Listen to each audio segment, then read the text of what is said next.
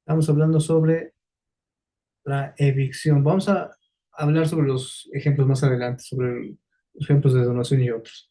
Continuaremos para no alargarlo. Ya vamos a entrar a las 4 de la tarde también.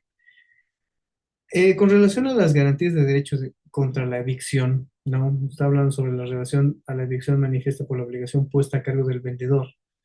Eso nos implicaba, conforme al artículo 624, sobre la responsabilidad legal del, del vendedor.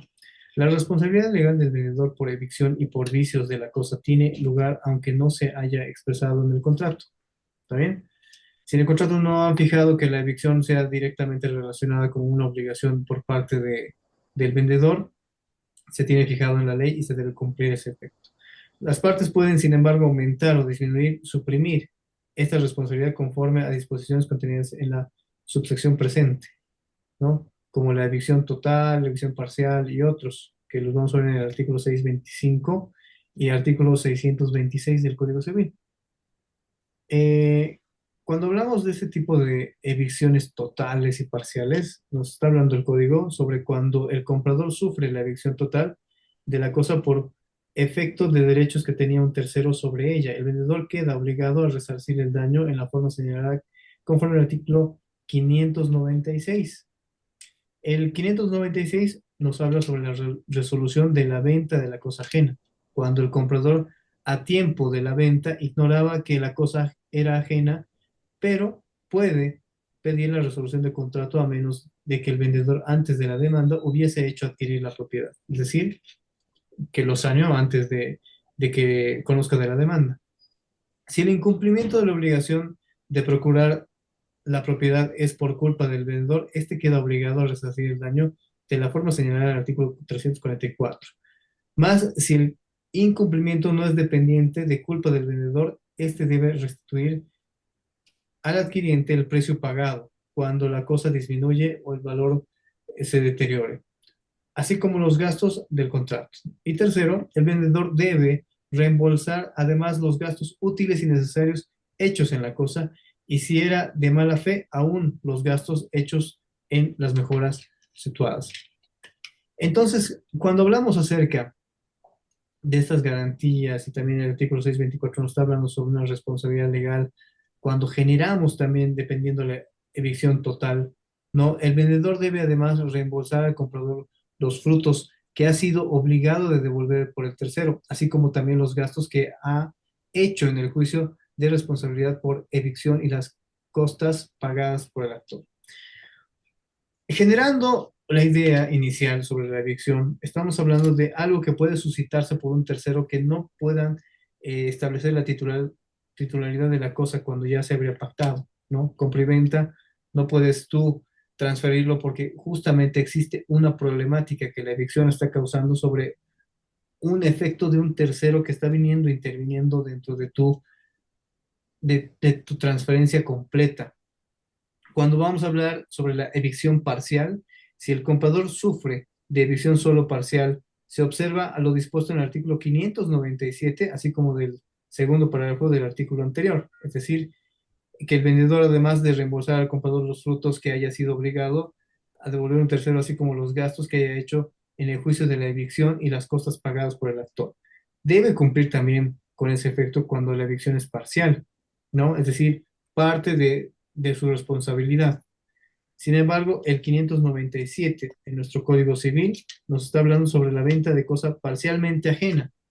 Cuando la cosa es solo parcialmente ajena, el comprador puede pedir la resolución del contrato o el resarcimiento del daño conforme al artículo anterior. Si de acuerdo a las circunstancias el comprador no hubiera adquirido la cosa sin la parte de la cual no ha llegado a ser propietario, en caso contrario puede pedir la reducción del precio además del resarcimiento. Nos está dando de cierta manera las ventajas en caso de que la evicción tenga ese error de manera parcial, que no sea responsabilidad total, pero sí que pueda pedir la rebaja incluso del bien inmueble. El Código Civil ya nos está dando ese lineamiento. Ahora bien, las garantías por el hecho personal, cuando el vendedor no debe por sí mismo atentar contra la propiedad ni contra la posesión o la tenencia del comprador, ¿no? Se trata de una obligación negativa, el vendedor no debe causar al comprador ni perturbar el hecho ni perturbar el derecho. La obligación de garantía por el hecho personal es indivisible.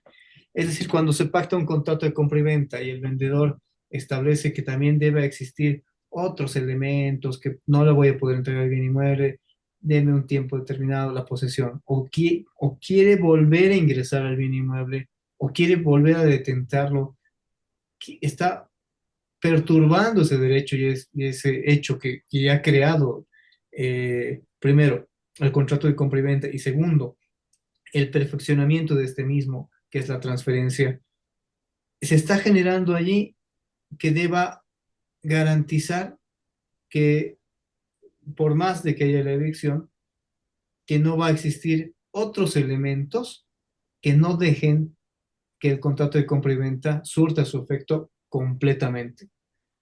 Ahora, la garantía por el hecho de terceros, ¿no? Cuando el vendedor no está obligado a garantizar el comprador contra las perturbaciones de un hecho provenientes de los terceros, que es ajeno al actor principal. Por el contrario, debe la garantía en ciertas condiciones. El comprador, cuando la perturbación causada por un tercero sea perturbación de derecho, se trata de una obligación positiva, asumir defensa del cobrador ante los tribunales y hacer que sea rechazada la pretensión formulada por el tercero, está definiendo acerca de que podría establecerse cierto rango de responsabilidad. Los terceros van a ingresar ¿cómo? Cuando ellos digan posiblemente, pero esto no pasa muy seguido, ¿no? Tú has vendido un bien inmueble, se supone que en ese bien inmueble indicaba que estaba registrado a nombre de fulanito, y esta persona en su folio real indicaba que también salvaba derechos a terceros. ¿Qué significa eso? Que también eran de propiedad de otras personas que eran tal vez herederos, que en el futuro quizás se podría sanear si es que los herederos renuncian a su herencia, y eso lo van a conocer en Civil 4, y se podría subsanar ese efecto. Pero si no se sanea eso, los terceros como herederos pueden venir a reclamar el bien inmueble vendido que no podría registrarse. Claro, de alguna forma ustedes pueden preguntar y decirme, doctor, pero ¿cómo han registrado en derechos reales un bien inmueble que estaba salvando derechos de terceros? Es decir, que habían personas que también deberían declararse herederos o rechazarlo, pero se ha inscrito. Sí, tenemos ese problema de la sobreposición de bienes, el registro indebido que se está generando allá también, que crea esa problemática, aunque ustedes no lo crean. Una vez ya vendido el bien inmueble, los herederos vienen a reclamar algo que les corresponde. Sin embargo, esa evicción y ese error que se está cometiendo, quizás por irresponsabilidad de los terceros y que después recién tratan de venir a hacer el saneamiento, va a generar que también existe un rasgo de responsabilidad porque es el vendedor quien debería poner sobre aviso la existencia de esto. Ahora, el comprador tiene también un, un rango de responsabilidad. ¿Por qué?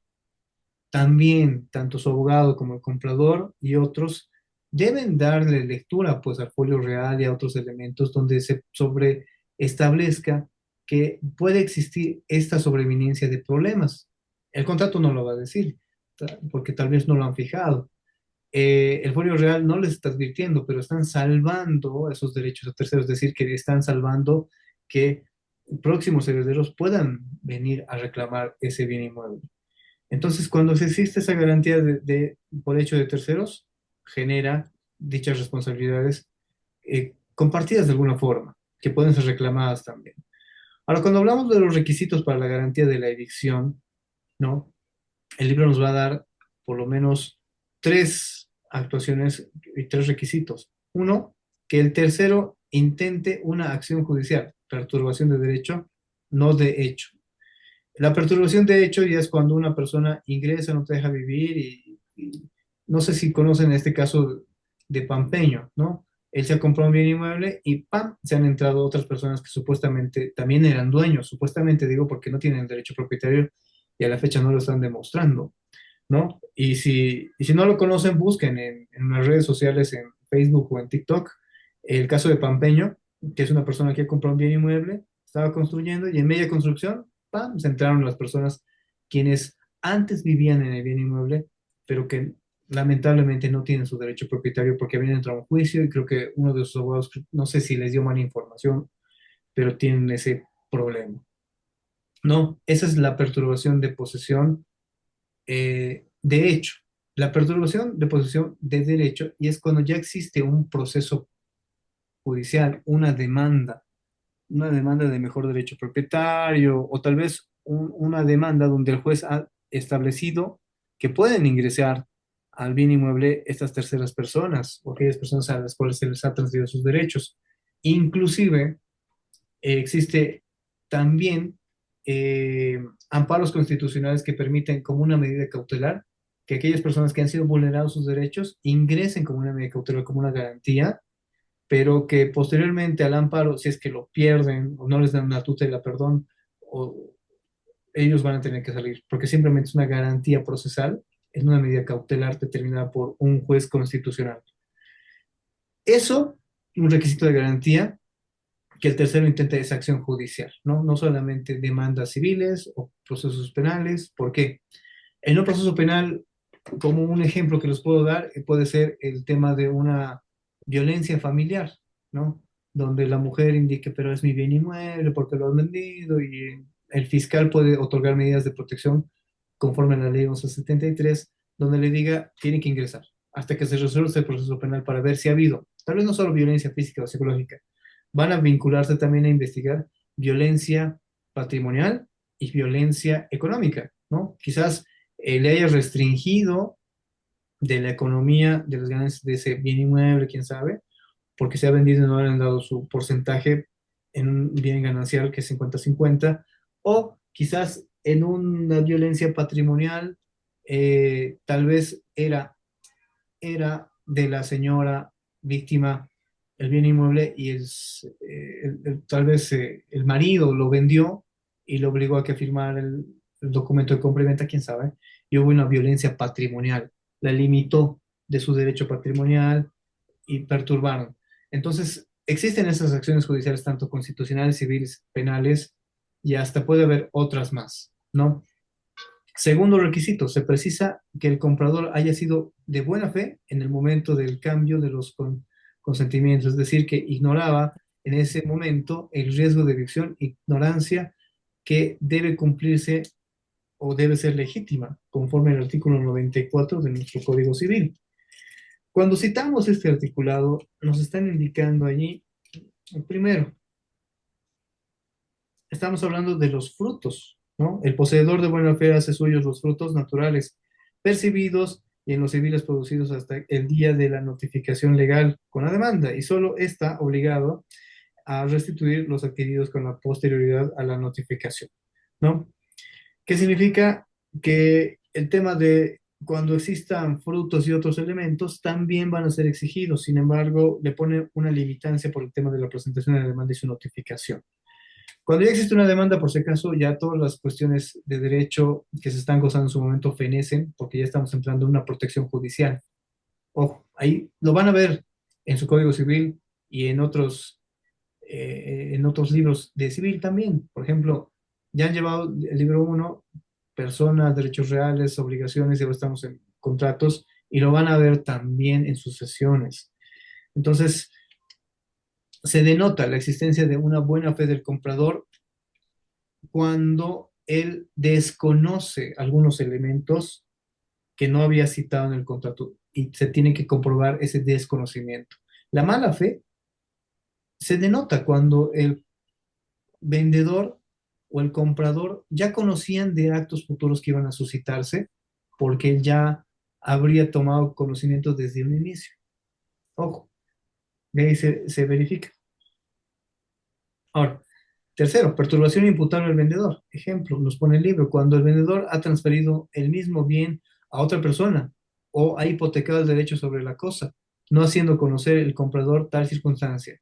No será imputable el vendedor la perturbación cuando la cosa fuera usucapida y el comprador teniendo tiempo suficiente para interrumpir la usucapión se descuida y no lo hace. La pérdida del derecho no es imputable al vendedor sino a la negligencia del comprador. Bueno, aquí estamos hablando de dos tendencias de mala fe. En tema imputable al vendedor y al comprador también se puede exonerar de responsabilidad del vendedor en el ejemplo que nos dan. En realidad yo ahí lo estoy viendo un poco más de una conducta penal, ¿no? Que normalmente lo traemos acá, que es el estelionato. Sin embargo, aquí el Código Civil y también la doctrina nos está dando esa ventaja de poder analizar antes de, es decir, la transferencia de un bien inmueble, donde esta misma puede tener un concepto de usucapión. La usucapión en derechos reales, que ya tal vez ya lo han avanzado, obviamente es general que ese bien inmueble demandes que te pertenezca a ti por la temporalidad, por el tiempo que tú has vivido y le has dado la utilidad. Puede ser 5 años o 10 años, ¿no? Decenal o quinquenal. Quinquenal, perdón. Entonces, si el vendedor le ha informado de que puede existir una usucapión o que está eh, en camino a una resolución judicial de usucapión y que pueden interrumpirla, porque ¿cómo se interrumpe una usucapión? Y eso la doctrina nos dice y también la jurisprudencia. La interrupción de la usucapión es obviamente con una demanda de mejor derecho propietario o de acción reivindicatoria. Es decir, que se reivindiquen los derechos de propiedad porque esta persona ilegalmente está viviendo en ese lugar y que se van a luchar sus derechos. Interrupción. Ahora, por otro lado, eh, ¿esto qué nos da? Nos da un ejemplo de a futuro. Puede que tú hayas comprado un bien inmueble, ¿no? Hace 11 años y que no lo hayas registrado. Negligencia total. No lo has registrado, pero has dicho, con tiempo lo voy a hacer, con tiempo lo voy a hacer, voy a nombrar un apoderado, el apoderado tendría que haberlo hecho. No lo ha hecho durante ese tiempo. Llega la, la resolución judicial de usucapión, perdiste. Perdiste el bien inmueble y tú le vas a querer echar la culpa al vendedor. No vas a poder porque hay una negligencia tuya durante todo ese tiempo de poder haberlo registrado a tu nombre. Porque el vendedor ya ha hecho todo, ¿no? Es decir, que ya te firmó los documentos, que te ha entregado el bien inmueble, pero tú no has querido entrar porque estabas de viaje y el terreno supuestamente estaba libre y se han entrado la gente. Tal vez te han avasallado, tal vez te han allanado, tal vez era una casa, quién sabe, pero tú nunca has denunciado penalmente, ni mucho menos has interpuesto una demanda de acción reivindicatoria para recuperar ese bien inmueble o mejor derecho propietario, porque el que se ha entrado a tu bien inmueble dice, no, yo tengo mejor derecho propietario, ¿por qué? Existe esa sobreposición, como bien les digo, puede existir un bien inmueble registrado quizás con la misma matrícula o con diferentes matrículas en derechos reales, pero que se pueda comprobar que ese bien inmueble está situado en el mismo lugar y que ambas personas deban demostrar a quién le corresponde ese mejor derecho propietario que se denomina aquella persona que haya tenido que haya tenido la propiedad registrada desde hace mucho tiempo, es decir, 30 años, 40 años, 50 años. Por ejemplo, los terrenos del Alto, ¿cómo se van peleando? No dicen, y hay obviamente presidentes que han ido otorgando sus terrenos por la ley INRA a ciertas comunidades y esas comunidades han ido vendiendo a personas y esas personas han tomado posesión y han tomado el registro y han ido vendiendo poco a poco, ¿no? Que los han llamado los denominados terratenientes o los loteadores actualmente, que tienen la libertad de vender lo que está pasando, lo que pasa actualmente. Ahora, cuando pasan esas cuestiones, entonces se saca lo que es un informe de derechos reales, que se denomina informe treintenal o informe tradicional. El treintenal nos va a informar qué pasó en 30 años con ese bien inmueble y nos va a dar la vista de cuánto tiempo se tiene ese bien inmueble registrado a nombre de esa persona. O el tradicional, que significa desde cero, desde que nació el bien inmueble hasta la fecha, qué pasó, cómo se cambió, a quién lo vendió, por qué razones, está todo ahí. Con esa información, tranquilamente ustedes ganan una demanda de mejor derecho propietario, ¿no? Y otros elementos más, como pruebas que van a tener que demostrar, pero ese es el mayor elemento que ustedes pueden demostrar. Ya en una acción reivindicatoria, solamente con el derecho propietario, porque se supone que el que está ahorita en posesión ilegal del bien inmueble no tiene derecho propietario. Entonces ingresan, dicen, "Este es mi bien inmueble", se interrumpe y ahí se va verificando si corresponde otorgarle y reivindicarle su derecho propietario a una persona o no. Entonces, más o menos esta perturbación de hecho y de derecho puede exonerar o volverlo imputable al vendedor, o en este caso, echarle la culpa de la negligencia al comprador, ¿no? Entonces, dice, la buena fe del vendedor solamente se toma en cuenta para graduar la indemnización de daños y perjuicios. Claro, porque el vendedor se supone que te está vendiendo algo que está totalmente saneado, que está totalmente permitido, que los documentos están en regla. Pero vamos a verificar si tienen que pagar algún daño y perjuicio más a futuro, ¿no? Ahora bien, el llamamiento de la garantía de la evicción, tanto garantía incidental como personal. Cuando el comprador sufre la evicción, este puede acudir a dos alternativas, pudiendo ser estas la garantía incidental, en este caso prevista en el artículo 627 del Código Civil, donde nos va a indicar, eh, primero, el comprador demandado por el tercero debe pedir dentro del término establecido en el Código de Procedimiento Civil, en este caso procesal civil, para contestar la demanda se llame en la causa al vendedor. Segundo, el comprador que omite el llamamiento y es vencido en el juicio por el tercero en virtud de sentencia pasada en la autoridad de cosa juzgada, es decir, terminando el juicio completamente, no puede responsabilizar por la evicción al vendedor si éste prueba que existían razones para obtener el rechazo de la demanda, es decir, la negligencia, ¿no? Tú podrías haber llamado al vendedor, es decir, te demanda un tercero, dice, no, esta es mi casa y tiene que salir de acá. Entonces, puedes pedir que aquella persona que te ha vendido venga también a defender tus derechos y generar que tú y él demuestren que ha habido una compra y venta legítima, ¿no? Quizás el vendedor diga, aquí está mi derecho propietario anterior, estos son mis documentos anteriores, este es el informe de derechos reales, tienes que hacerlo. Sin embargo, si tú no lo llamas, ¿no? Y tú dices, pues que él, y tú perdiste la demanda y te pueden sacar de esa casa y después nunca más lo vas a recuperar. ¿Qué te va a decir el abogado? ¿Qué van a decir ustedes como abogado? La otra salida va a ser que tú lo demandes al vendedor por estafa, pero quizás el vendedor te diga, yo nunca te he estafado, ¿no? Tú podías haberte defendido en este juicio con mis informes y otros, pero tú nunca me has avisado. Por ese efecto, entonces, el parágrafo segundo del artículo 627 del Código Civil ya nos está dando esa directriz. Si tú no cumples con avisarle o llamar al vendedor, ya no es problema del vendedor. No lo vas a poder ni demandar civilmente, ni lo vas por daños y perjuicios, ni lo vas a poder denunciar por estafa en materia penal, si ha sido responsabilidad totalmente tuya. ¿Ok? Ahora, cuando hablamos de garantía personal, denominada también garantía principal, la cual ejecuta cuando pierde la evicción el vendedor y en consecuencia el comprador es despojado de su bien, momento en el cual el comprador acude a la garantía personal, mediante la cual pide que el vendedor se le reembolse los siguientes gastos, ¿no? El precio total de lo que se ha pagado, los gastos de compra y venta, que son los gastos en notaría de fe pública, los impuestos de transferencia, los impuestos también de ingreso a derechos reales, los impuestos que tienes que pagar, e incluso lo que tienes que pagar en papel también de los notarios, porque ellos te cobran sobre eso, las impensas útiles necesarias, los gastos suntuarios en el caso de ser de mala fe, o sea, cuestiones que deberían haber revisado, las costas, cosas y costos, más adelante lo vamos a ver, aunque creo que lo han debido llevar en derecho civil dos obligaciones, que es una costa, que es un costo.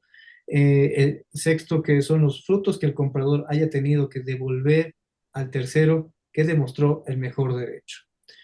En este caso, la garantía personal se le está pidiendo que devuelva todo de manera inmediata, es decir, que es de responsabilidad única del vendedor, que puede responder fácilmente. Pero como la garantía incidental anteriormente vista está a causa de unos terceros y que es el vendedor quien podría haber respondido, ¿no? Entonces se va a delimitar diversas obligaciones, tanto como el comprador como el vendedor. Eh, las clases de evicción, que también ya lo hemos detallado al principio del tema, ¿no? Del tema de la evicción, según la doctrina citadas por eh, que existen tres clases de evicción, total, parcial y ocultos. Hemos hablado sobre el total y el parcial, es decir, artículos 625 y 626, ¿no? Es total cuando la evicción supone la apropiación de la cosa en su integridad, todo, como los casos de la reivindicación de dominio, por el quien el mejor derecho sobre la cosa se ejecuta al acreedor hipotecario. Sí, que eso también puede subsanarse en caso de que ese bien inmueble haya sido notado, pero que el vendedor pueda todavía, antes de que lo demanden, determinar el saneamiento y encontrar una solución. En el caso de la evicción parcial, conforme al artículo 626 del Código Civil, es parcial cuando solamente afecta a una, a una parte de la cosa, es decir, puede ser simplemente alguna observación de los documentos y trámites, ¿no? Como la porción de una cosa indivisa, vendida totalmente por un tercero, o la que tenía derecho, la pérdida de una servidumbre activa, ¿no? Ese paso que tendríamos que haberlo puesto en el documento, pero que no se puso, o que no se lo pudo detallar y que vino un tercero y lo reclamó. Cuestiones parciales que también van a ser parte de una responsabilidad por parte del vendedor.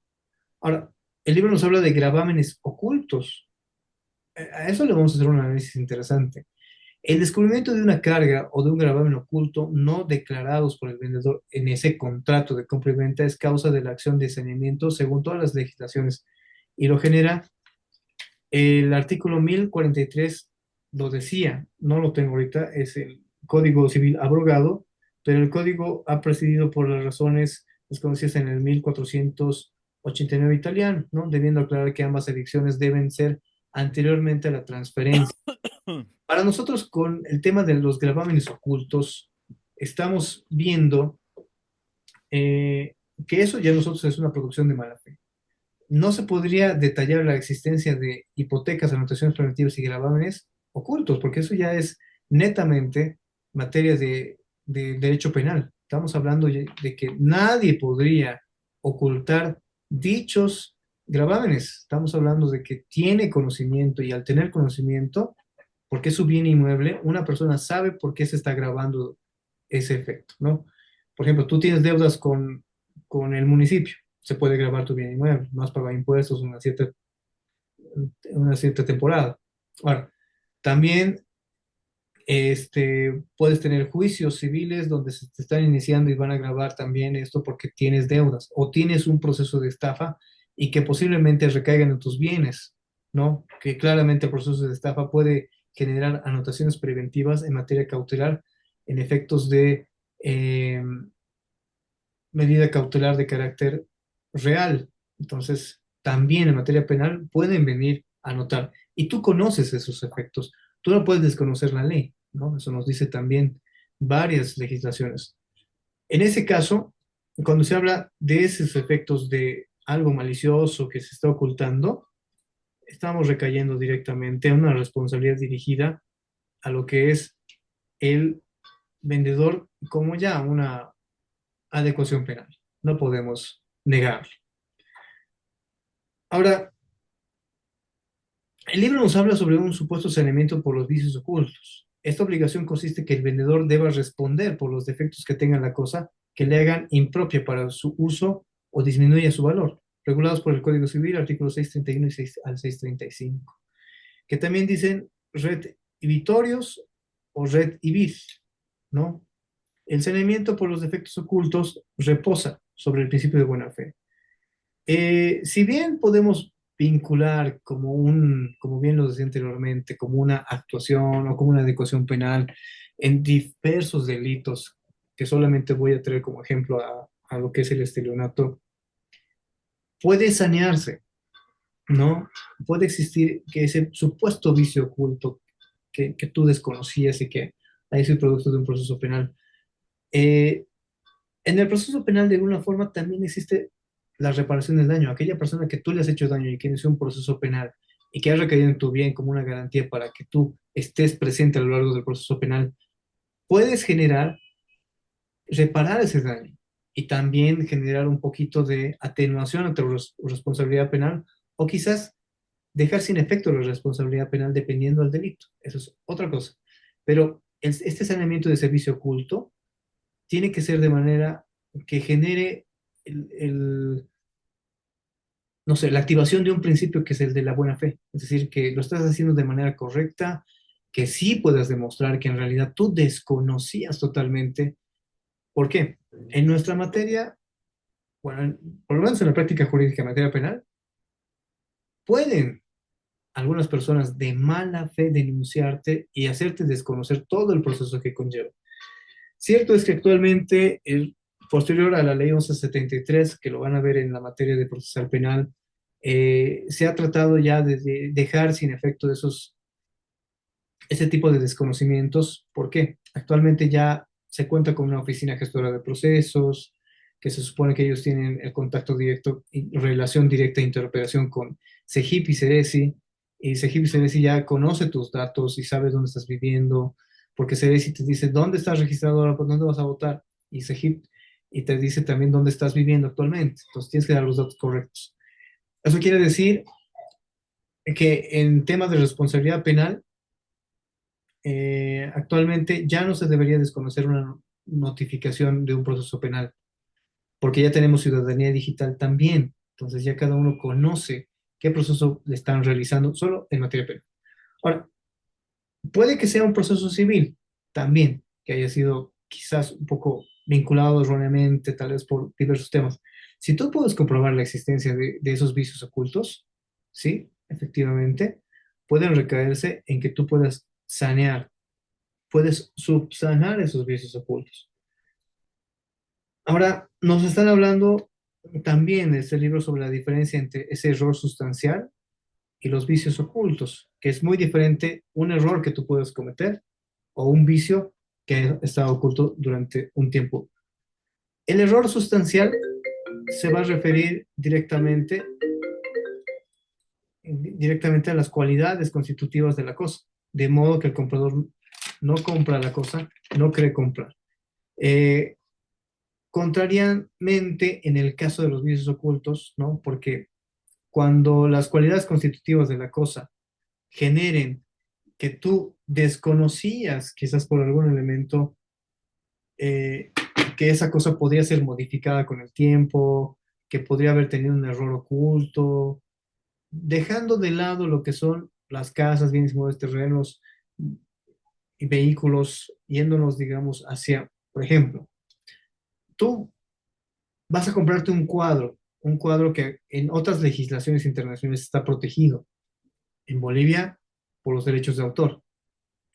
En otras legislaciones, tal vez eh, genere que tú el cuadro de una pintura determinada no la puedes modificar y la modificaste,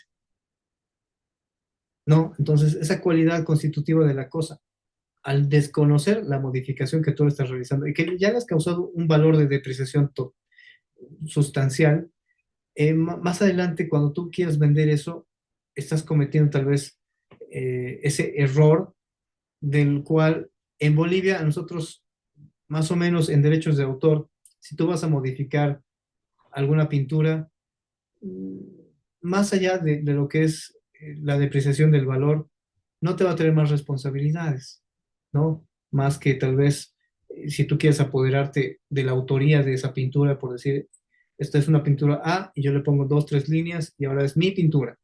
No, entonces esas cualidades no pueden ser modificadas. Sin embargo, si la cualidad de la depreciación y otros elementos de querer vender algo que ya no es tuyo y que tú lo estás modificando van a cambiar con ciertas circunstancias, obviamente el modo del comprador va a crear ese error sustancial, pero no un vicio oculto, porque tú no estás generando aquello. Cuando hablamos de las pinturas internacionales sobre los vicios ocultos, cuando desconocemos que en otros países, es decir, que tú lleves esa pintura a otro país donde exista una legislación de protección a esa obra, estaríamos ya dentro de un vicio oculto, pero que ya no nos va a proteger la legislación boliviana, ¿no? Entonces, estamos generando que este saneamiento pueda tener alguna salvedad. ¿Cuáles son los requisitos para esa salvedad? Los requisitos para sanear ese vicio oculto debe tener cierta índole de gravedad, ¿no? 629 del Código Civil. Nos va a hablar de responsabilidad de los vicios ocultos, el vendedor es responsable ante la compra por los vicios que hacen la cosa vendida impropia para el uso a que está destinada a disminuir su valor. Ahí estamos hablando de la depreciación. También, estamos bien, un vicio oculto que podemos subsanar. Ha de ser oculto. Artículo 631. Exclusión legal de la responsabilidad. No procede de la responsabilidad cuando los vicios de la cosa vendida son fácilmente reconocibles o cuando el comprador los conocía o debía conocerlos. Cuando ya es de conocimiento, obviamente se excluyen ciertas responsabilidades, porque se supone que al tú tener el conocimiento de cierta estructura de una cosa, casa, terreno u otros elementos, ¿no? Eh, por ejemplo, ¿no? De una anotación preventiva, cuando se ha suscrito en el contrato o cuando se te ha indicado de manera inicial que puede haber un problema por que no estoy pagando impuestos, no de esa casa, sino tal vez de otra casa que no estoy pagando impuestos, pero que me van a hacer un proceso y van a recaer como garantía en este bien inmueble, es de conocimiento público, entonces puede excluirse la legalidad de la responsabilidad. No procede de responsabilidad cuando los vicios de la cosa son reconocibles por el comprador. Eso nos está indicando. Como tercer punto, ha de ser anterior a la venta. Nos indica también, si antes de la venta ya existían estos vicios ocultos y después de la venta aparecen, se puede reclamar dichos efectos, no, nos van a excluir también, ¿no? Porque el comprador debía conocerlos porque podía haber solicitado quizás un informe, en este caso de derechos reales, o para incluso compra de vehículos para nosotros es fácil actualmente. Uno entra a la página del RUAT y verifica si es que tienen eh, ciertas sanciones, multas, o tal vez pago de impuestos que ya han vencido y otros efectos. Entonces, de conocimiento público y también de conocimiento del comprador, o que tal vez otras cuestiones también sean de conocimiento que puedan señalar que se están ignorando, error. Cuarto, ha de ser ignorado por el comprador al momento de la venta. Bueno, eso ya más que explicación se está generando ahí. Bueno, a ver, nos quedan 2 minutos. Son las 3 de la tarde con 54. Ya vamos a cumplir las 4 horas, más o menos con unos breaks determinados. Nos vamos a quedar aquí en requisitos para el saneamiento, ¿ya? Las acciones de reivindicatoria y estimatoria lo vamos a dejar para la siguiente clase sobre las prescripciones de acciones y otros que son 2 subtítulos simplemente que nos van a faltar. Entonces, lo recalco, no sé si Michelle está presente. El examen va a ser hasta requisitos para el saneamiento de los vicios ocultos, página 59 del libro. ¿Está bien? Ya, sin más objeciones. Mañana al mediodía es el Gracias, doctor. examen. Mañana les vamos a dar las indicaciones del examen también, pero el examen es simplemente hasta el tema 5, hasta donde hemos avanzado, requisitos para el saneamiento de los vicios ocultos. ¿Ya? Eh, Solo lo que hemos avanzado, ¿no? Los que han venido a clases sabemos de todo el libro, lo que hemos avanzado, no era todo el libro, como lo que es ahora mismo. Entonces, todo está en los subtítulos. Les voy a pasar las diapositivas igual ahorita en el grupo para que lo tengamos. ¿Está bien? Mañana nos vemos a mediodía entonces, compañeros.